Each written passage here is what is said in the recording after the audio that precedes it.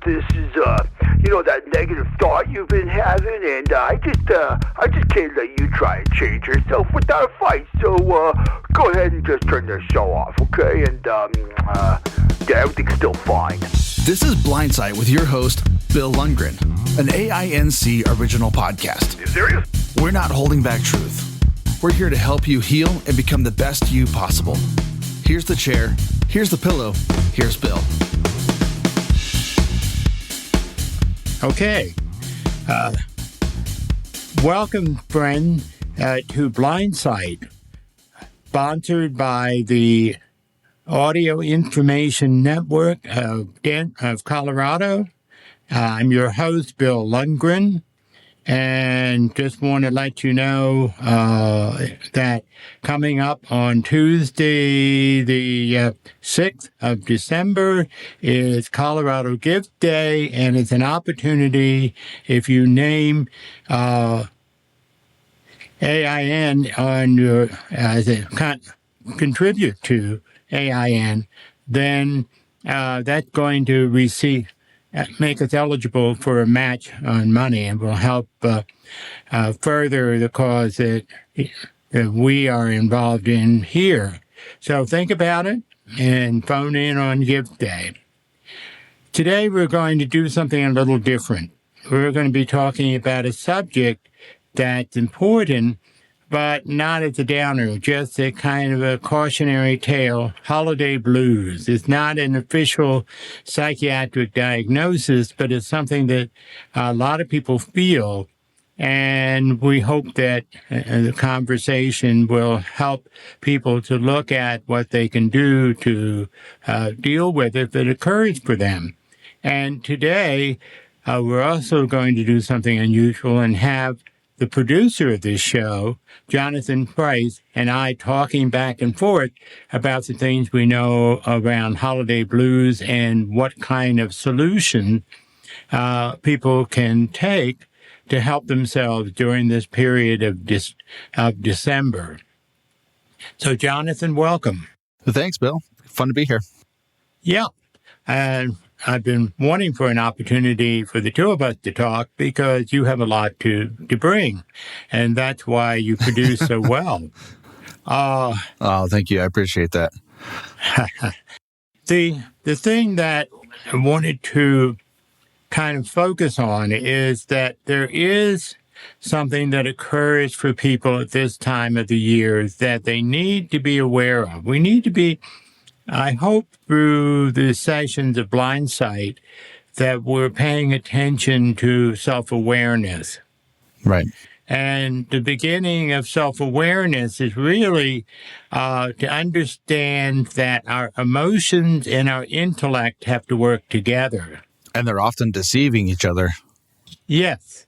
And a lot of people in the audience will certainly recognize people who do nothing but talk from their intellect. Everything's logical. They wouldn't know an emotion if they tripped over it. And I came from a family where this was a specialty. On the other hand, we also know people who are all emotion and don't have any thought or intellect associated with it. And both extremes are not very helpful to make it in this world. Right. So what we have to do is understand ourselves and work together with the emotion and the intellect. Yeah, when we talk about the emotion versus the intellect, you kind of hit on it where you have these emotional facilities where you are so caught up in, what you would call a cognitive distortion, where you have things like, I'm jumping to conclusions, or I'm seeing things, or I'm feeling things that may or may not be there. And I may be reading between the lines of something somebody said, whether it's at the dinner table or, whatever that may be. And we get wrapped up in our emotions too many times to fail to see the forest through the trees, And, if you take the extreme opposite of that, when you're dealing with just the logic, you tend to negate the fact that you do have emotions, and then you're not able to process anything leaving you feeling numb and disconnected and unable to understand why you're not feeling joy in a particular season where you should feel joy with family, with friends, with coworkers, all of it. You numb yourself to so many wonderful things in life. And it's finding a balance between the depression, the anxiety, the fear, the maybe resentment that you may have for friends or family members that can really rob you of things that you so desperately need. Feeling those emotions are crucial to everything that you're doing. I think one thing that we also need to do is we need to define the difference between depression and sadness. Mm-hmm. And I think the key to understanding these two ideas is to take a look when we're feeling a certain way, to accept that feeling and just simply say, okay, I have this feeling. Now, what is it all about? And that's where the intellect can come in and help us. Because sometimes the emotional component may come from something that happened back in our family of origin, and that we developed this defense against certain feelings, certain emotions, by relying on our intellect, because giving into our emotions may hurt us. You know, we may be... It causes that numb feeling. Right, exactly. And that's a defense. And we have to understand it, not call it a negative thing, but that's how we survived. And when a therapist like me is telling you, well, Jonathan, that defense is not working now, it would be perfectly logical for you to say, no, wait a minute, that's helped me all this time. Why am I supposed to give it up now? Right. Well, it's a pattern interrupter. When you interrupt those thought patterns, or when, like, either you yourself, if you have the ability cognitively to pull yourself out of an emotional state, if you have the ability to break that emotional cycle, if you will, you tend to realize that, I'm feeling a particular way, and I may be sad, or I may be depressed, or I may be anxious about a particular event. Say I'm going to my family's for Thanksgiving dinner, or, we just celebrated Thanksgiving, and we're moving into Christmas. But if I'm struggling with a particular idea or thought, and if I have the capacity to say, wait a minute, this isn't quite right. I know something is wrong. So what is the primary emotion? I may feel angry, but is that the real emotion that you're feeling? Or are you feeling neglected? Are you feeling rejected? Are you feeling any number of things that may or may not be all the way true? And the problem that we run into is, if you have an emotion and you allow that emotion to govern everything that you do, you will miss out on so much, because your emotion will more than likely lie to you. And when you're living in that emotional state, if you can't, either you or your friend or family member can pull you out of that and to show the logical side of it, you will become way more healthy and more able to, I guess, self-diagnose or self-regulate your emotions.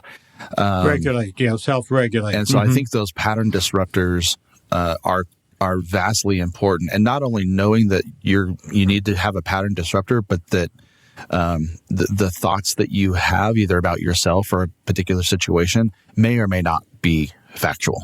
I think part of it is, again, we're talking about how we defend ourselves against emotions that we're afraid of in order to survive, particularly as children. If you came from an alcoholic home, your job is to keep the alcoholic happy, and also to make sure that you protect yourself, because the person may blow up and you be in big trouble, may even get physically hurt. So that's how people stop. And of course, in the holidays, that's when sometimes things really get out of hand. And when you come into the holidays, you say, okay, history's going to repeat itself, even though logically it won't. Yeah. You have to just understand wait a minute, this is old stuff coming up. Yep. And kind of appreciate it. I like what Eric Burns talked about in transactional analysis, that we have 3 states inside of us.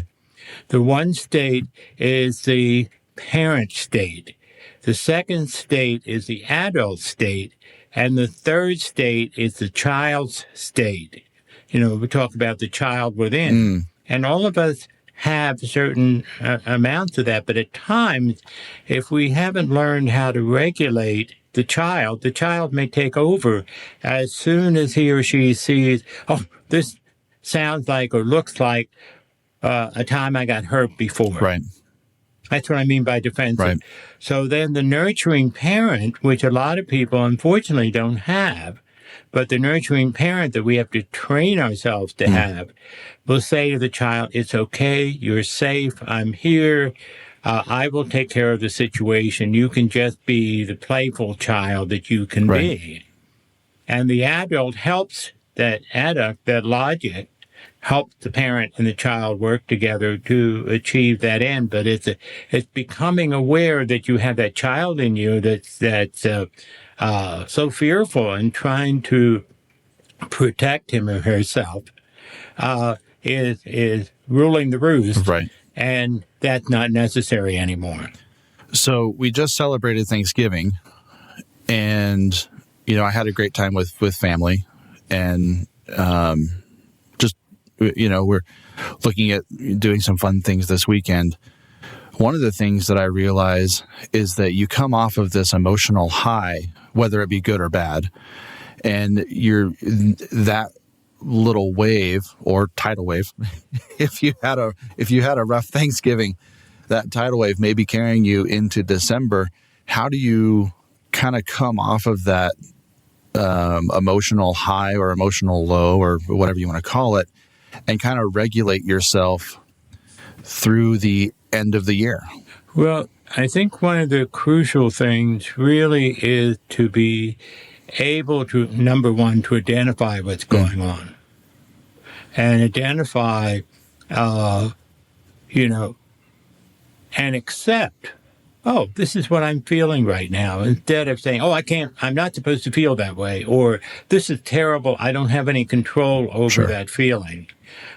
This is the understanding, okay, I feel down. Now, what am I telling myself that causes me to feel down? For example, if someone had Thanksgiving by themselves instead of being with other people, we're going to tell ourselves, oh, nobody loves me.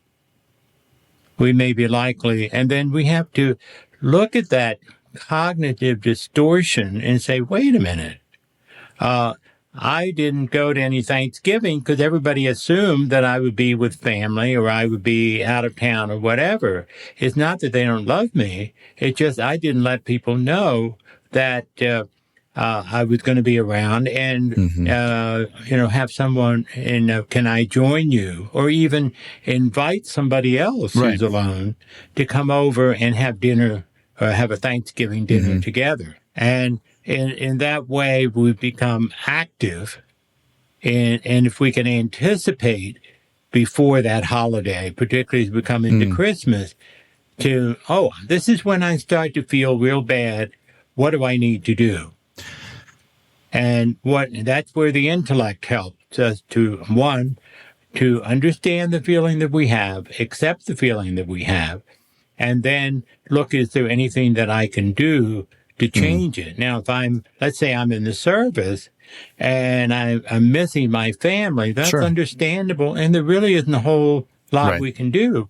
But when we come to accept, oh, this is what the problem is, then we can choose to work with our unit or with people we work around to have, at least for that moment, to have a sense of family.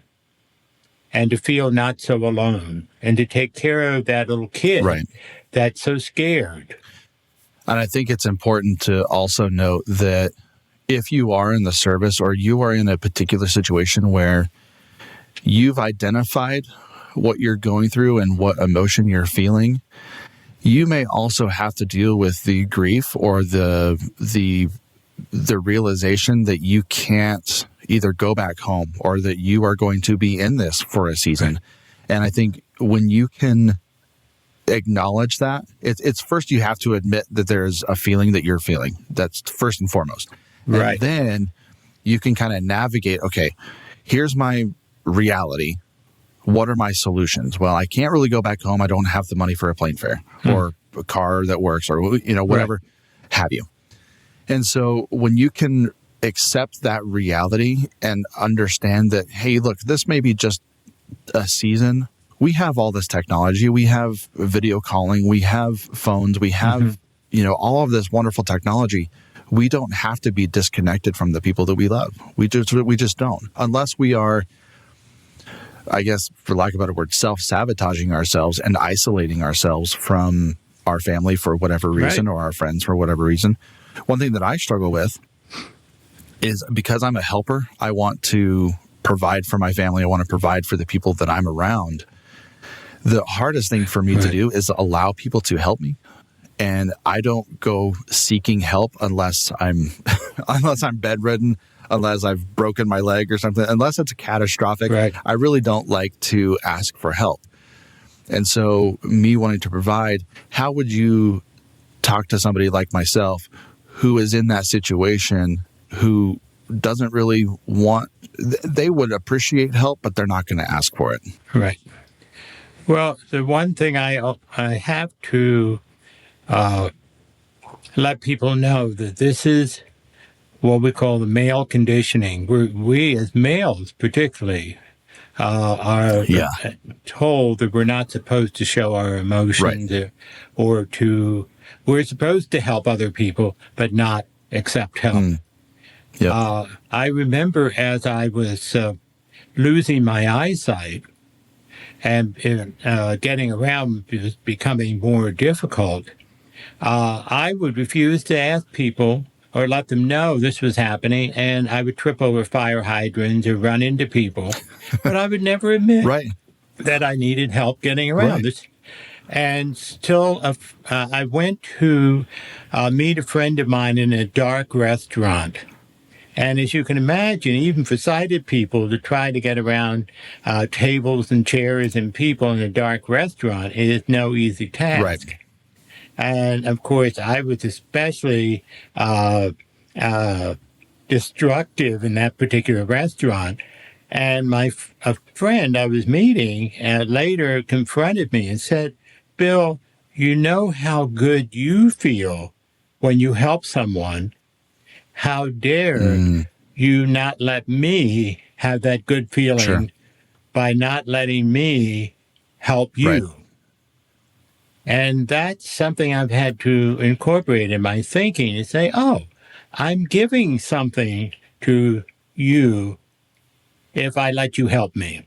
Interesting. Rather than feeling like I'm taking something away from myself. Right. Or that I'm less than because I have to be helped by someone else. So it kind of sounds like That's a little condescending to other people. Yeah. Yeah. It kind of sounds like we're dealing more with a pride issue than we are You got it. Yeah. You got it. And we don't intend to that. So how do we combat that going into Christmas? Well, one of the things that when I do training over at the Theater for the Performing Arts group, the Center for the Performing Arts, is teaching the ushers not to say, do you need help? Because that puts us one down. But to say, can I assist you? So what we have to look at is, okay, I'm not one down because I'm being helped, nor are the people that I'm helping one down from me. That this is the way we survive. We all survive. We have to help one another. And it becomes a matter of pride for both of us to allow help as well as to help. And to say, wait a minute, be aware that you may be just a little bit condescending without intending it. And say, okay, wait a minute. What does this person need? And ask that person, what does he or she need, rather than moving in and trying to help them. Sometimes this is one of the big conflicts in couples that I've worked with. where men are the fixers. They, the Yep. wife talks to, or girlfriend talks to the partner and explains the problem, and the guy wants to help, wants to fix it, and she said, "I can't get Right. him to understand. All I need is to talk it out with him. He doesn't need to do anything. I have to do it, but Yeah. I just need an ear to listen." And this is when we get, feel like obligated to fix it. And to just say, "What do you need? What do you need from me right now?" Yeah, it's interesting you bring that up because I am totally that way with my wife, and I want to, if she's going through a tough situation, I want to be able to fix it for her, and not because I want the problem to go away, but because I want to see the best for her. I want to see the good in her life come out. Generosity. Right, exactly, and I think when we talk about at least helping spouses, I think I've had to adopt the, honey, do you need me to listen or do you need me to fix in this situation? Yes. And if you can ask that question honestly, you're probably on a good path. Absolutely, that's what I teach couples. Yep, and I get into the trap of, in the heat of the moment, wanting to fix it, but it's taken a lot of time for me to just take a step back and say, okay, honey, do you need me to fix this or do you need me to just shut up and listen? And when I do that, for either my wife or for anybody else who may be feeling like they're not being heard or they're not being seen, or they don't feel like this holiday season and this time is something that they can enjoy, I think it's important for everybody to just step back and, instead of trying to fix everything, trying to listen to people and understand what they're going through. And because you may run into a situation where you may just be sad.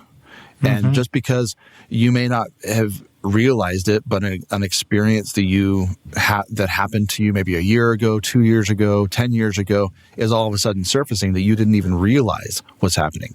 So it could either be a sadness, maybe a depression, maybe a clinical depression, who knows what it is. But what do you think the main differences are between feeling sad in that state or full-on depression? Well, sadness can lead to depression. There's a time factor. But let's put it this way. Sadness is just one pardon me, let me back up a minute. When I work with a client, particularly one that's very into intellect, I try to break down emotions into 4: mad, glad, sad, scared. And because all of them are valid, all of them are part of the human nature, and if we block any one of them, we block all the others. So when we say sadness is part of life, there'll be times we'll be sad. When sadness becomes the overall, month after month, immobilizing, then you see we get into a kind of pathology that has to be looked at. And if it becomes the overall, we don't feel the other 3 feeling, that's when we're into trouble. And part of what happens is that sometimes we get so caught up in it that we need somebody from the outside to point out, you're sad all the time, or we look at having trouble getting up in the morning. I have trouble getting up in the morning, but it's more because I'm creaky in the morning. But that's something different from feeling like, you don't want to get out of bed. And exactly. And grief is a normal emotion. We feel grief when somebody passed away. When my guide dog died, I had grief. And, some people say, oh, you can get another dog. No. You have to grieve the loss. And sometimes, for me, grief may return on an anniversary of the passing of someone important. That's, for Sure. me, I can look at Christmas with mixture. One of which is Sure. that I had a number of significant losses in the period of 30 days between Christmas and the middle of January, that I have to acknowledge that this is a little harder because I think of these people, at this time and the loss that I experience, and that can kind of temper some of my reaction to holidays. But I have to embrace that and know that that's where I am. That's nothing wrong with me. It's just that I have to be a little kinder to myself at that period of time. Mm-hmm. And just there's nothing wrong. Exactly. There's nothing wrong with the grief that you feel.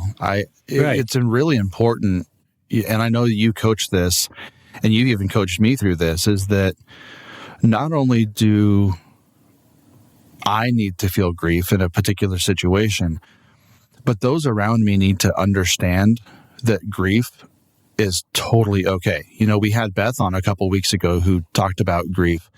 And when you lose things like a dog or a pet, it's easy for us as people who are outside of a particular situation, if they've lost a pet, they lost a spouse, they've lost a loved one, to feel that grief and allow people to feel that grief. But for somebody who may have lost XYZ, put it in there, they are experiencing that grief. And for some of us who be like, well, that doesn't make sense. Why are you feeling that way? Just, buck up, pull yourself up. Yeah, that's stupid. Don't do that. We have to understand that if we can come underneath people, support them in their time of grief, regardless of what it is, people will tend to heal faster, and you will create more of a community sense than if you berate or disregard that emotion. I don't care what it is. That grief may actually hurt you as an individual, but if you don't let somebody else experience that emotion to the fullest and be able to walk with them in that, you're setting yourself up for huge failures. Not only you, but that person, you're going to break that trust. You're going to break a whole lot of things in that relationship that you may really desire. And you see, one of the problems in the holidays, particularly the nature of the Christmas holiday, is that a lot of these memories and a lot of these people come back, and you may feel lost again. Right. Which is, you have to appreciate that and say, okay, yeah, I can understand that. I think that people who have that feeling have to begin to appreciate how much they cared about that person, that on the anniversary or the fact that it's a holiday and that person is not there. This is what happened, and I need to just be kind to myself. I'm sometimes tell people I'm trying to make schizophrenics out of them because I want them to create a best friend from within themselves that's going to take care of us. And for example, if people right now look back on past holidays and they've experienced some sadness that they're real confused about, one of the things they can ask, see, what depression is helpless, hopeless. And grief, and that can be grief, helpless, hopeless, is temporary. Depression is more long-standing, and grief can develop into depression. But if we realize that we're not helpless or hopeless, and that we can figure out, if we acknowledge the feelings, what we can do about it. Right. If someone is living in Denver, for example, and their family is 1,500 miles away, and they can't go there, they're going to feel some grief because they can't be with their family. Yep. So what they need to do is and one of the things is, okay, what can I do to help me feel connected to people? Does that mean going out and volunteering at the rescue mission? Does that mean getting together with some people and having a holiday dinner in my house instead of being 1,500 miles? understanding this is what I feel is acceptable, but here are ways that I can deal with it so I don't feel helpless, hopeless. What about this anticipation of, you were talking about friends and family coming in to either your place or you going to see friends and family. What about the idea that, the anticipation of seeing somebody that you may have not seen for a long time, or that you didn't tell them that you may be blind, or you didn't tell them that there was a major event in your family or your life? The anticipation of that anxiety, how can you kind of approach that? Oh, that's an interesting question. How do we approach people finding out what's really happening with us? And a more cogent, I think, example is, for example, you decide to bring you're a male and you bring a boyfriend to a family dinner. Scary as hell. Yeah. Because you don't know the way the families are going to react. Right. But it's important to you to introduce that person to your family. I was caught in that situation. My mother, the my two nieces, each brought boyfriends with them. But she said, there's not enough room for another person. And I just made the decision. I said, okay, we don't have to be there. We'll do it another time. And my mother was upset, of course, and then she called and she relented and invited him to come. Right. But I had to be in a place that felt secure about myself in order to deal with that anxiety. And that's the same thing. Part of what you're talking about in terms of blindness, for example, somebody finding out, it depends on how comfortable we are with ourselves as a blind person.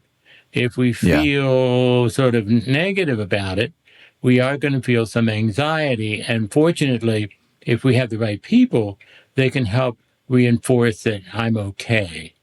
But we have to acknowledge, I just feel a little uncomfortable with this information and with how people are going to react to me. And that's one of the biggies that people always report to me. I'm afraid of what people will think. Yeah. Yep. That fear leads to anxiety. That anxiety leads to sadness. Yeah. That sadness can lead to depression, and you become this rat on the wheel of emotion that you can't really dig yourself out of. Right, exactly. And one of the biggest things for me is understanding that particularly my family dynamic is so supportive, and we're always there for each other. And you could bring us the world's biggest piece of information, and I know a lot of families don't have that. And, for me, it's always been a place of safety, and regardless of if I screw up royally, makes it or easier. If it does. And so creating and fostering an environment where if you're hosting, understanding that people may bring some information to you, or it may come out that it could be crippling. It could be, I forgot the green beans. It could be on any spectrum. But understand that if you can create a safe place for your guests, for whoever it is that is coming in, and just sit with them in their time of need, in their time of grief, in their time of sadness and depression. And this can be, and understand why they're going through this. And if they don't want to talk, then just shut up. Right. And exactly. And you see what you're saying is correct. But sometimes when we go into a situation, especially a family situation, which is high stakes, because we don't want to be cast in the outer darkness from our family. But even though we intellectually can accept, they're very accepting, we always think that this information we have for somebody is going to be the thing that's going to change everything. And it could. And so that's where the anxiety, and so I say, I won't know until I show up whether they're going to accept or not. And that's anxiety that other people don't really have a lot of control over. For me, I have to deal with it. I have to say, if they don't like it, then that's too bad. Right. But I feel okay with whatever it is. But I have to acknowledge that I feel that anxiety, and this is going to be a test to the anxiety. Sure. And then it becomes more of a, for lack of a better term, a good anxiety, where it's more anticipatory than it is dread. Anticipatory. That's the thing, to recognize, I still feel some anxiety about this issue. Let's see how it goes. And also to reassure myself, that is the nurturing parent that we create within ourselves, to reassure ourselves no matter what happens, no matter what they think, I will be okay. And we have to, and a lot of people grew up with critical parents instead of nurturing parents, so they don't even know what that is. And that's what we have to develop in ourselves, to be nurturing of ourselves. And even, for a holiday coming up, I don't want to go through a family thing. I just rather be alone, which is heresy, as far as some people are concerned. But, I really feel much better not going anyplace. I don't feel lonely. I feel like this is what I want to do, and maybe just get together with one person. And which is what I did on Thursday. Rather, some friends invited me over. I just didn't want to get dressed up and do this, kind of thing. I said, I'd rather be home. So my friend and I, and he had the same feeling, and he and I decided we're going to stay, just have dinner, listen to some books that we've been talking about listening to, just have a relaxed kind of thing where we don't have to dress up. Perfect. And it sounds perfect. like you're what I you're needed touching on a subject that we don't have time to get into, but the idea of creating boundaries around, your own life, your own situations, that is something that is critically important to, sadness and depression. And, you talked about, as we start to wrap this up, you talked about the things that you did for Thanksgiving. What are some other fun, either traditions or things that you like to do during the holiday season? Well, the thing is, I like to give myself a present of some sort. Rather than looking for somebody else to give me this present. It might be a trip later on in the year. It might be, something that I can say, I don't need someone else to give me this. This is what I need at this point. And sometimes the present is just sleeping in on Christmas morning. Not, I think of my poor father, he stayed up all night to put a train set up, one year, and he was exhausted.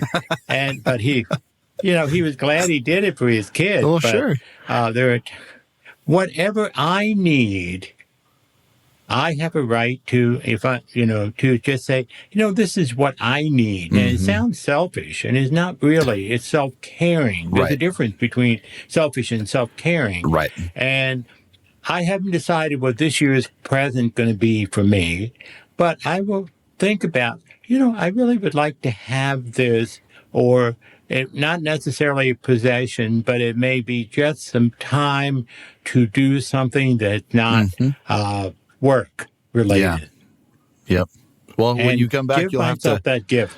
You'll have to tell us what that gift is sooner. Yeah. Oh, that's awesome. But the holiday has to be for as much for you as for anybody else. Right. Because it has so much stuff laid on it that it's hard sometimes to enjoy the holidays. I know I feel obligated to decorate my place because I have all these decorations that I inherited. But it's going to take 3 days to put it together. Oh, my goodness. And 3 days to take it down. I light up my balcony and I tell people I get complaints from DIA because there's so many lights, the planes think it's a landing field. Yeah. That's the way I do things. My house maybe. and my house and my family's house, my parents' house looks like Hobby Lobby threw up in the Christmas aisle on our house, and we joke about it all year long. My family, Right. we put up the Christmas tree, right around the Thanksgiving time. And sometimes I will admit it stays up, not just into January, but like into like late January. One time we even had it up, I think, until Valentine's Day, but it was just, so, and well, remember, Denver has a tradition of keeping the Christmas lights on until after the stock show is over. I use that as an excuse to wait until it warms up to take it down. All right. Well, you heard it here, I don't want to be out there freezing. Bill said you can keep your lights up until after the stock show, so everybody just take note of that. That's the Denver tradition. That's I didn't realize that. Do. That's interesting. And so consequently, you don't have to take the light down until it warms up. Absolutely. As far as I'm concerned. We joke about in our family having a seasonal tree where you just keep the tree up, because trees in and of themselves are just kind of a pain to put up. But once they're up, they're so pretty and they're so beautiful, and not everybody does a tree. But we joke sometimes about having a Valentine's tree, and then a St. Patrick's Day tree, and then a 4th of July tree. And then you just leave it up and you just switch out the ornaments and the decorations, and you're, you save yourself some of that heartache and anxiety by taking it down and putting it up. Right. Well, a wreath's on a door. Yes. You take a Christmas wreath, and all you need to do is put some objects on it for Valentine's or for Easter. Or Halloween, whatever it is. You don't need to throw it away or just have it for one thing. But the thing is to be able to enjoy it. I will tell you, there were some times I just did not feel like putting up the decorations, and I did. Right. And I'm glad that I didn't. Yeah. I just paid attention. Yeah. And that's what we're talking about, paying attention to your needs as well as other people. Right. And I think that's the antidote to the issue of holiday depression, is we pay attention to what we need, even if other people are offended by it. And say, this is if it's truly what we need. And sometimes we find out, I was fine this year, but next year I'm going to do differently. But that's how we find out what we need, is by acting on it. And if it's wrong for us, then we know for the next time. Yep. Because we go through this every year. Every year. Forget about. We go through having to make those kinds of decisions every year. And we learn from doing what decision is right for us. So when we make a decision to decorate the house, we know, last year I didn't, and I really missed it. So I'm comfortable with decorating the house and taking all that time. Yeah. That's how we explore what we need, because, a lot of time for a lot of us, we don't know that we have needs. Yeah. Or that our needs are unacceptable, that we have to worry about everybody else's needs, but not our needs. And I'm sorry, we have to change that. Agreed. Because we'll be more ready to help someone else if we know that our needs are being met. Yeah. Exactly. So, Bill, what's your biggest takeaway from this? What's the last thing you want to leave with guests? What I want to leave for people is to pay attention to yourself. It's okay. It's not selfish. It's self-caring. Because if you take care of yourself during the holidays or any time, that you're in a better position to take care of everybody else. Yeah. And if you don't take care of yourself, you don't have it to give to other people, even though you aren't aware of that. And I wish that, we may come back to this before the holiday, before Christmas, but to talk about this more, if people have some questions to ask us, give us send us an email to AIN of Colorado, and we would be happy to try to figure out how to answer some of your questions, and certainly know that somebody's out there who thinking the same way we are. Yep. Yeah. We'll make sure we put those emails in the show notes. So that'd be good. It's your input. I think for me, I want to leave guests with the idea that you don't have to be stuck in the situation that you're in. It's okay to be there right now, wherever you are, whatever situation you're in. That's totally okay. You don't have to stay there if you don't want to. You can have a better life for yourself. You can have an enjoyable time putting up decorations, enjoying family, enjoying friends, and doing the things that you want to do. It's when you take ownership of it and you're okay taking the ownership of whatever situation that you're in, and then processing through it, being able to move through it and give it names, anger and sadness and those happiness and glad. Those are secondary emotions. And you have to understand that, you can feel angry, you can feel the glad and the happy and all that, but you have to understand, well, I may not be, is anger the right word? No, it's, I'm feeling rejected. I feel depleted. I feel tired. I feel, right. Whatever it is. Being able to name those primary emotions will give you permission to move forward. So, moving into the holidays, right, and we're in the middle of it right now, is find something, even for 10 seconds, that makes you happy. Whether it's breathing, whether it's playing the piano, or watching 10 seconds of a funny cat video, it doesn't matter. Find something that will make you happy and try to ride that wave as long as you can. Right. And if you feel angry, it's okay. The only thing we need to do is to recognize we're angry, but not to act on it in a destructive way. Excellent. We have to understand the emotion.